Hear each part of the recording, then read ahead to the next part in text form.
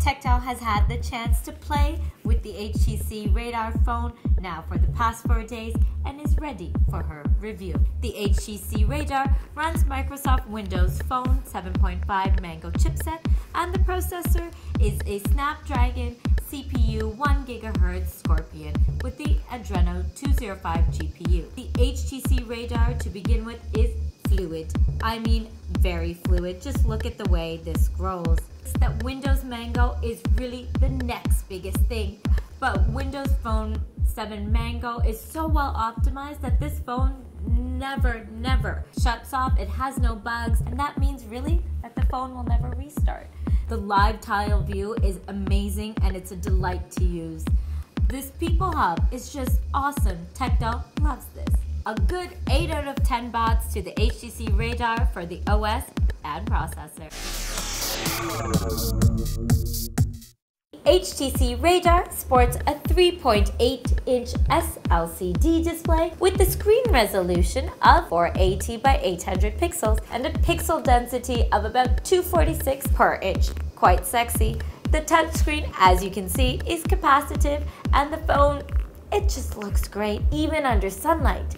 HTC has recently put aside the AMOLEDs that they were using previously and have rather opted for the S-LCD displays. There are both pros and cons to this, to be honest.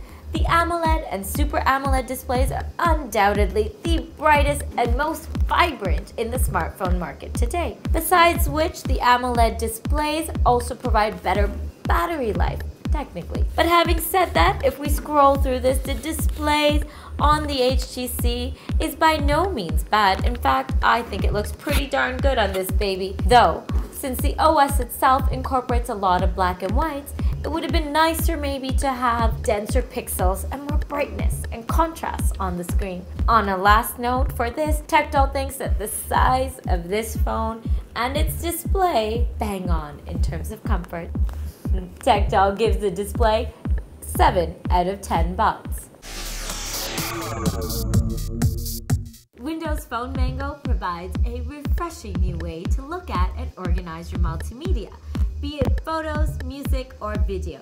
We like how panning right or panning left allows you to go into your camera, album roll, date-wise sorting, and people. Pictures of all your friends in a neat little thumbnail list view.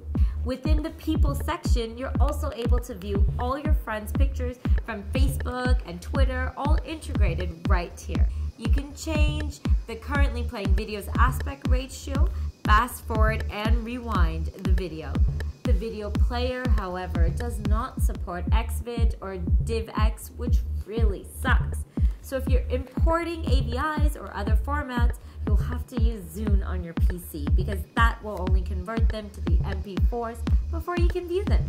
A great practical feature is that even when your screen is locked, you do get touch controls to play, pause your music, or switch to the next or previous tracks. The headset is sadly not in-ear, which actually spoils the experience on many notes, making the bass light for all those who love the bass sound. There is no noise cancellation at all, which means that external noise always plays in your ears along with the music.